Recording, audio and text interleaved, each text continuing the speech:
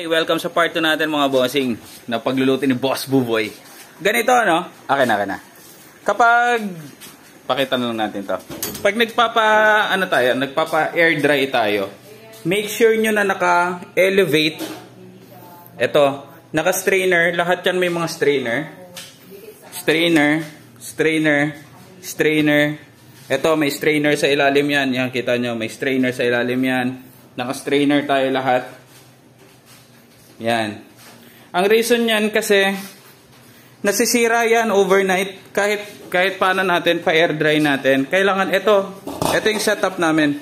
Magdaming sa nakakabili ng ganyan strainer sa Unitap lahat to. Unitap. Magkano po yung ganyan? 250 ang isang strainer. May mga iba't ibang sizes yan. Ganito ang itsura niya. Ngayon, ito yung magdamag na drippings. Yan. Hindi natin maiiwasan na may kasamang dugo yan eh. Meron pa rin, kahit ilaga natin na pagkatagal-tagal yan, yung iba talaga meron pa rin dugo sa ilalim. Tapos, maglilik yan through time. Doon sa, sa pagpatiktik natin. Ayan, may dugo yan. Ang baho niyan. Kapag hinayaan natin, napapasama yan doon sa doon sa karne natin. Wala na, sira na yan. Reject na, hindi mo na pwedeng iprito, pati mantika mo ang baho. Nangyari na rin sa akin yan. Kaya ito ang nagiging nangyari sa atin. Puro learnings to eh. Yan, dapat ganyan. Naka-elevate. Hindi mo pwedeng irekta doon. Kanyari, pinatiktik mo. Pinapatan mo ng electric fan. Tapos nilapag mo lang dyan. Tapos may direct contact siya dyan. Wala na, sira na yan. And pangilang salang na boy? Pangatlo. Sa pangatlo, hindi pa tayo nangangalahati. Mag-aalas 12 na. Ito na yung nakuha natin. Yeah, may mga hindi tayo maiiwasan na durog-durog. Ito, kapag nakakuha nyo to, let's say for example, pellets na to, kaso lang patagalin nyo kahit mga 8 hours or 6 to 8 hours. Kasi kapag tinadtad mo yan, meron nga nag-comment na nakaraan eh. Sabi niya, Sir, nagluto ko, tama yung pagkakagawa ko, pero nung pagkatadtad ko, naubos yung mantika. Talagang maglilik yung mantika niyan. Kasi kailangan, kahit nga yung mga steak na nabibili sa mga fancy restaurant, kailangan iparest. Diba? Para bumalik yung mga katas niya doon sa mga laman. Same goes ng concept dito sa atin. Ganun din yung logic. So, kailangan nating i-rest siya, mag-subside yung fat niya, mawala yung init sa loob ng fat niya, para kapag tinadtad natin, hindi lalabas yung taba niya. Hindi lalabas yung mantika. So, hindi tayo matatalo sa timbang. Lalo na ang way ng pag-ano natin dito is, ang pag-serve natin rito is kailangan per grams tayo eh. 'Di ba? So, marami-rami pa tayo. Nakasalang doon. Siguro by afternoon, tapos na tayo nito. Yan. Ayun, ano pa ang inputs mama? Based on experience. Ano pang mga input mo? Nung nagkamali tayo. Doon talaga tayo nagkamali dati sa amoy no? Oo, sa amoy. Kasi pati yung mantika, lahat ng mantika nyo mauubos talaga. Talagang ambaho talaga. Kumbaga, kung wala kang konsensya, isa-serve mo pa yon. Pero sa atin kasi, may pinapangalagaan tayong quality. So talagang tapon yun. Ang dami namin napatapon. Kaya okay lang yun. Kaya might as well i-share ko sa inyo para hindi na mangyari ulit. Ayan yung naamoy mo mabaho dyan, nasa ilalim yan ng strainer. Okay, balikan natin mamaya kapag nangalahati na tayo.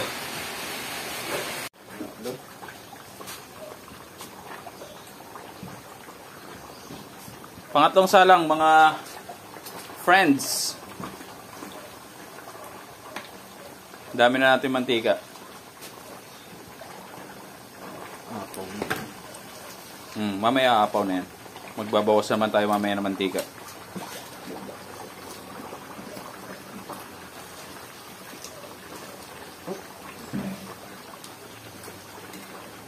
Ito, pakita natin.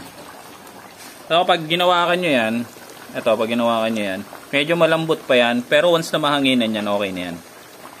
Meron ng talagang iba na talagang matigas na siya. Sa salang pa lang matigas na siya. Yung katulad nito. Brittle na agad siya. Pero okay na rin yan kahit mga ganito. okay na rin yan. Kasi re-refry pa naman natin kapag nasa store na yan. Yan na, good na yan.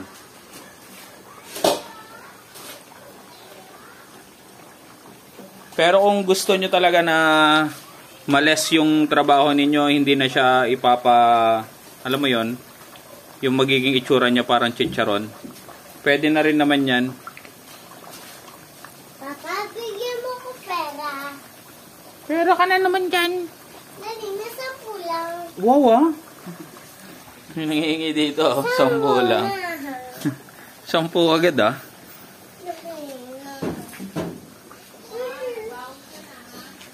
Ganito yung magiging, ito yung sinasabi ko sa inyo no, itsura niya kapag naiangat. Malambot pa siya. Ayan, ito. May part na, meron siyang part na malambot, meron siyang part na brittle.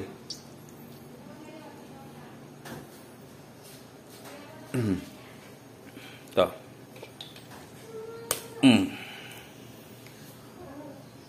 Yan ang reason kaya hindi pa siya pwedeng tadtarin. Dahil mantika pa yun sa ilalim. Tapos kagatin natin yan. Ito.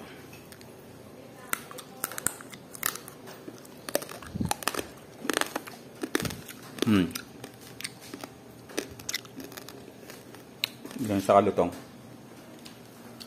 Ito yung pinakauna natin hinango.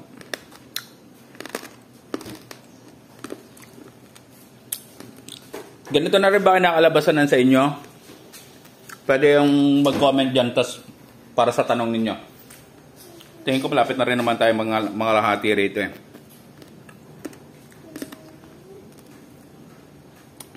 May maka-encounter kayo ng ganito. Ayun o, ang lambot. Pero walang problema yan. Magpa-pop na rin yan kapag nirefry yan. Consider as pellets na rin yan kahit hindi siya matigas. Kapag tinamaan ng malakas na mantika yan, ng mainit na mantika yan, na rin yan, puputok-putok na rin yan.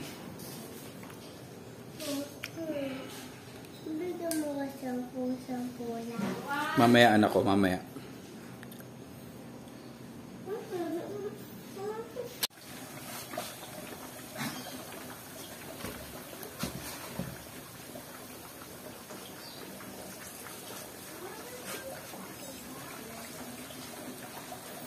Mga hindi may iwasan ng mga buhok-buhok oh.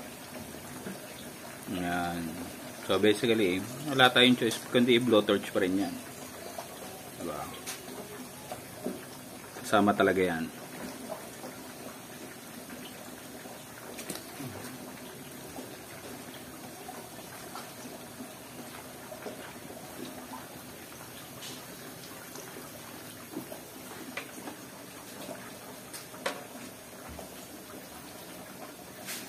Ilang salang pa tayo ron, boy?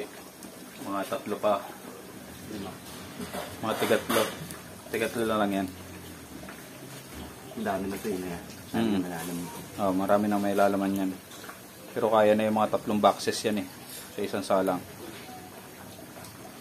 Pwede mo na rin itodo yung ano yan. Yung apoy niyan.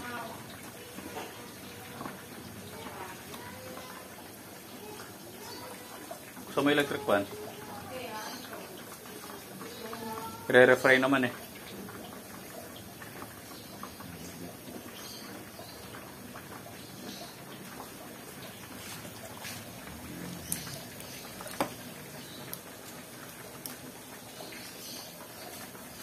Okay, pang-apat na salang. So eventually, habang tumatagal tayo, mas dumadami yung sinasalang natin kasi yun nga, dumadami yung mantika. Ay, sinalin mo na ba yan, boy? Wala nang strainer yan? Yeah. Okay. Kasi napag-iwalay mo na yan. Okay. Yung baklasin mo yun, oh. Yan.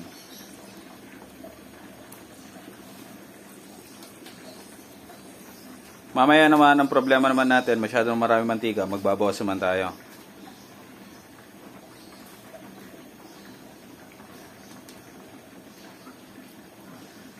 Natin sa kabila. Hindi na sila nagsabay? Hindi na yan. Nauna to kanina. Nauna tong maluto? Ang mantikas na yung nilagay ko. Init. Dami na rin mantika nito eh. Yan o, aapaw na siya o. Mga sir ma'am o. Aapaw na siya.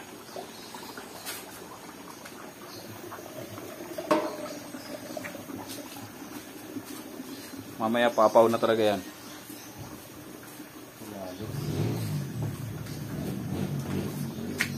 Okay. Todo mo na yung apoy niyan.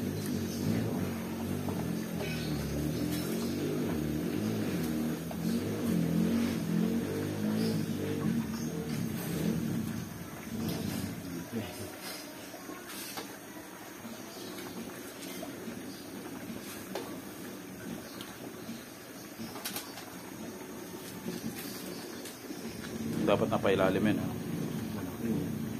Sige, sige, yaman lang, yaman lang.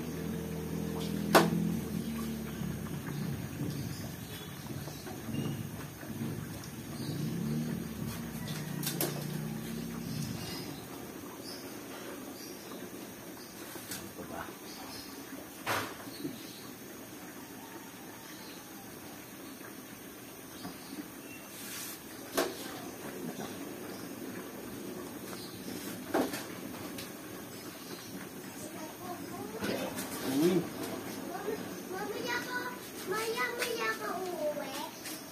Ako. Aya? Ay, ganito mga sir ma'am, no? Tingnan nyo yung sandok. Kasi si Boss Buboy, kinukulit niya na kinukulit eh. Kapag ganyan, hayaan nyo lang siya. Hayaan nyo lang mag-cook siya ng, kumbaga, bahala na siya system yan.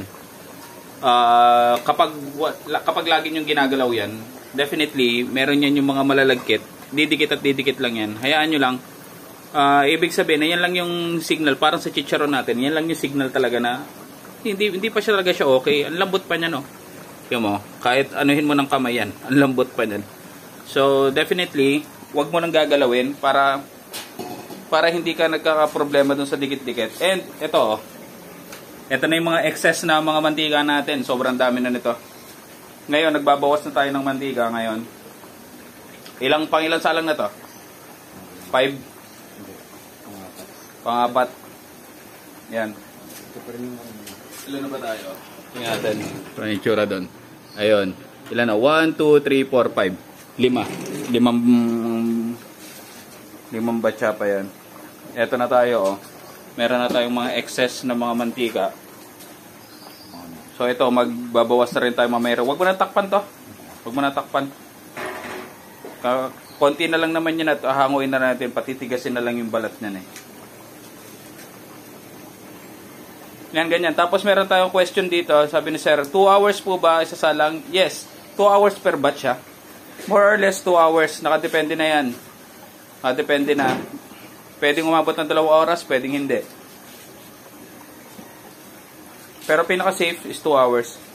Katulad ng mga nakaraan natin video, gano'n naman ginawa natin eh. Binilangan natin, talagang lumalabas 2 hours talaga yung pinaka-perfect time eh. Tingnan. Yan o, aapaw na naman to. Sige, hayaan mo lang. Yan. Tingnan mo yung comparison. Comparison yan. Yan. Almost the same na siya. Punong-puno na rin ng mantika yung flooring natin. Pero okay lang yan. Pressure washer lang katapat niyan. Yan. Mamaya magbabawas-bawas tayo ng mantika niyan. Yan. Kikita naman natin bula pa eh. Ibig sabihin yan, moisture pa yan. Yung mga bula na yan. Mamaya wala na yan. Time check.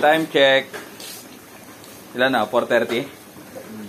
Oh, 4:30. Excess oil. Ilang salang pa? Tingnan natin.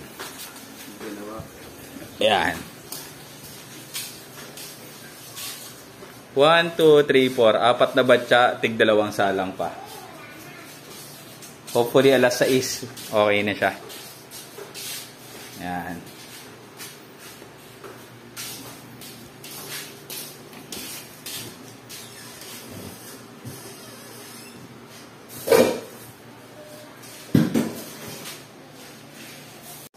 Okay, basang-basa na tayo ng mantika dito.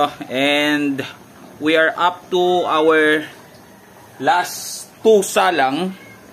Huling 2 salang. This is perfect, oh. Yung mga blister. Pero huwag na natin paabutin sa ganyan sa first salang natin. Much better kung hindi. Pero kung tatadta rin niya na, kung magnet, pwede na yan. Lechon kawali. And, ganito ang ginagawa namin, mga sir, ma'am. After, okay na yan. Di, nag-cool down na siya. Ilalagay na namin ngayon yan sa mga plastic. Titimbangin natin. Ilang kilo yan, Mama Shi? 3 kilos. 3 kilos. Then, ito na, yung mga pupunta sa tindahan. Ilalagay namin sa freezer yan. So, niready namin ang freezer. Ito. Naka-open na pala ito, Mama? Bakit nakabukas? Okay, ito na yung mga ready stocks natin. So, definitely, itong mga to, gagawin natin yan pan-toppings ng pansit, ng bagnet, ng sisig. Yan na lahat ang ginagamit natin. But then again, kailangan mag-cool down yan, kaya nilalagay natin sa freezer. Yan, kailangan mag-cool down yan. Pag nag-cool down, saka pa lang natin siya pwedeng i-portion as bagnet na pwede natin gamitin sa tindahan. Ganon siya. So, process-wise talagang ang haba ng proseso talaga. Pero ganon talaga eh. Ito, meron na kami rito. Ito, ready to cook na, napalambot na nagayat na pinapaitan. Meron kaming liempo rito. Meron kaming tapa rito. Ganyan na mag-portion. So, basically, ang isang buong araw ay nakalaan sa amin sa isang produkto. Let's say, for example, ngayong buong araw na to, prito lang ng pambagnet. Kahapon, nagpalambot lang. Ganon siya. Kumbaga sa buong isang linggo, ganon ang gagawin. Merong everyday na ginagawa bukod sa nangyayari sa tindahan. Sa tindahan na siya sinaserve, dito naman ginagawa lahat. Medyo malayo pa yung mga galawan natin. Hindi pa talaga siya ganap na komisari. Pero at least nandun na tayo. Malapit na tayo. Tingnan mo kung gaano karaming mantika yan. Oh. Ito ay drippings lang. Drippings ng mantika. So ito naman mga mantika na ito. Ito ang iniipon natin. Ito naman mga pan-deep fry natin sa tindahan. Which is mas masarap kasi meron na siyang lasa. Okay? Meron na tayong last 2 na batya. Dito ko natatapusin yung video na to. And bukas, papakita ko naman sa inyo kung paano tayo mag-portioning ng bagnet. Yung sisig pinakita ko na. Yung bagnet naman. Then, makikita natin kung paano natin siya ikakat. Pipilian natin kasi hindi naman pwede kahit yung mga dulo kailangan kapag gumawa tayo ng bagnet meal, kapag sinerve natin kailangan maganda yung distribution ng taba at saka ng laman. Hindi naman pwedeng puro taba, hindi naman pwedeng puro balat kasi hindi naman chicharon yun. So, bagnet kasi yung binibenta natin. Okay, boy? Okay, paalam ka na. Pagod na si Boss Boboy. Yan. Yan, ina. Para nasunog ka na rin, boy, ah. Wala ako sunod. Ay, bukas pala ulit sa para sa part 3 natin. Actually, good na yan, boy. Good na yan, oh. Sobrang lambot pa ba? Okay naman. Pwede na rin iangat. O yan, pwede na. Stay tuned para sa natin. Para sa part 3 natin. Okay?